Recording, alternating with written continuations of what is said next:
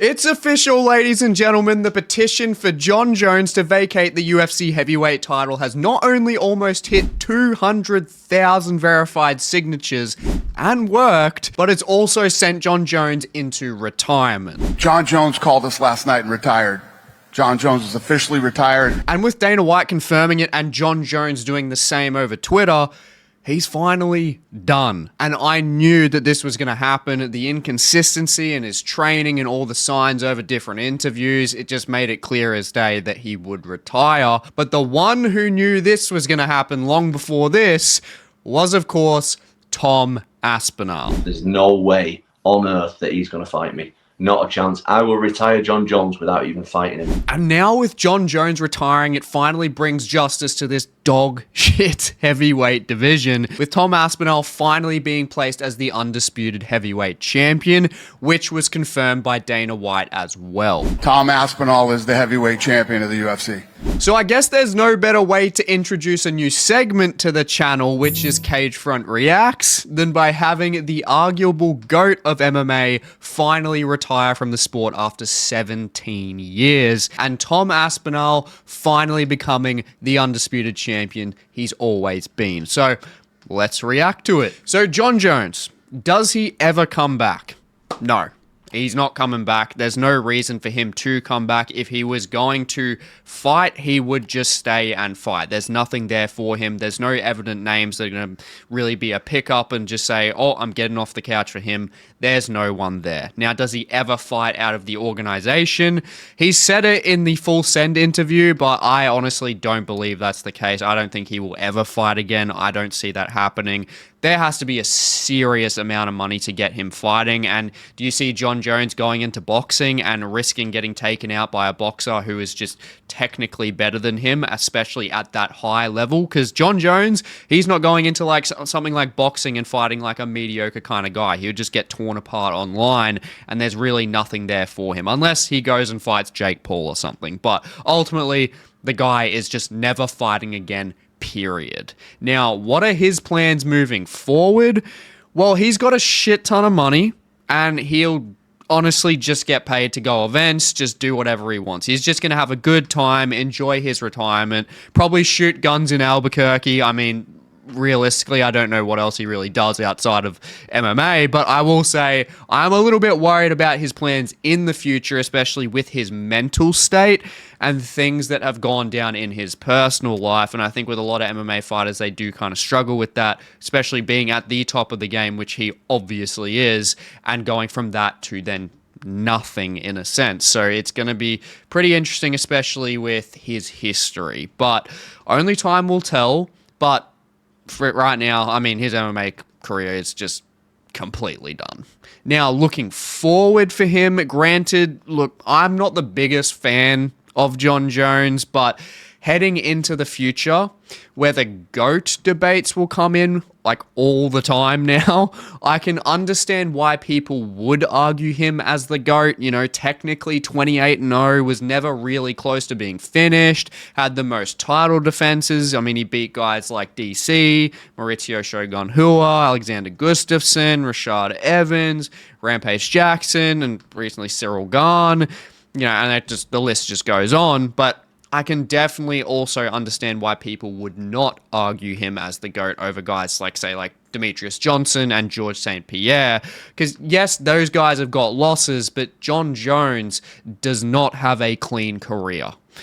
Got popped 4 times for performance-enhancing drugs, and then we've got all the shit that happened outside the cage that we obviously all know about and we don't need to get into. And look, I'll say ultimately, me not being the biggest fan of him and how he handled his career especially, at the end of the day, I can respect the fact that he did call it quits now, as it's honestly just this smart thing to do. He was not beating Aspinall, and I stand firm by that, because the speed difference and Aspinall's proficiency in every aspect of MMA at that size gave Jones, honestly, just no options really, unless he was having a wrestling clinic or to keep him at the end of his jab.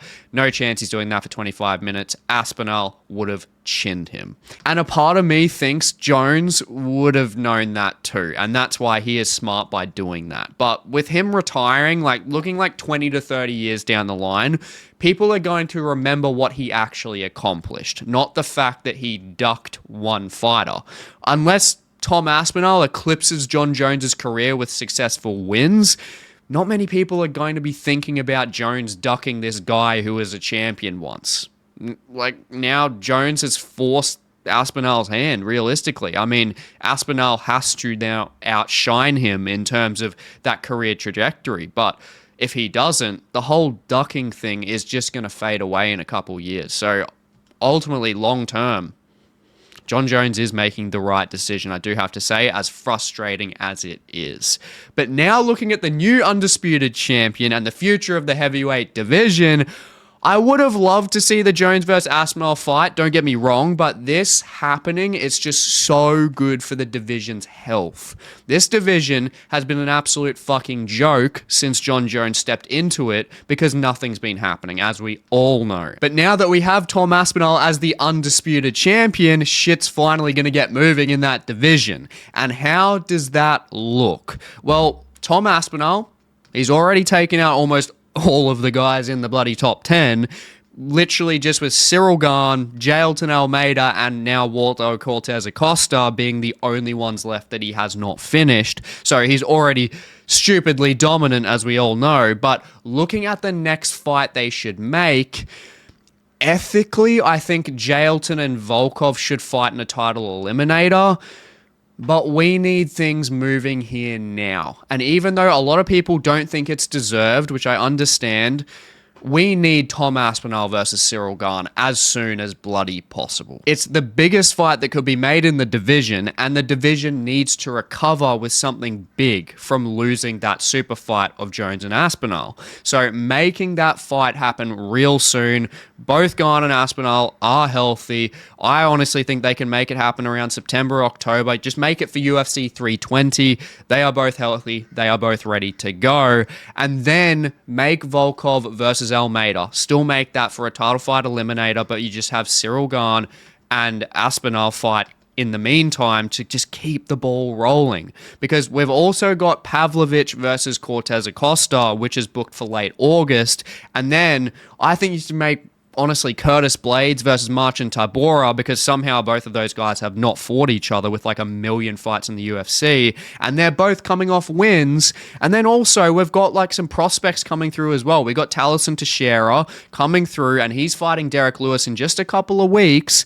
And then we've also got Mario Pinto, who is outside of the top 15, and he'll be in very soon, and he's looking great because we really need some new movement in that division regardless. Whether it's the top or whether it's the bottom, it's just really stale. And then we've got Big Daddy Gaziv, make him versus like Tai Tuivasa or Mick Parker next. We've got options here. We've got a blueprint to finally have this heavyweight division rolling. And ultimately, look, at the end of the day, credit to Jon Jones for what he accomplished in his career, GOAT or not.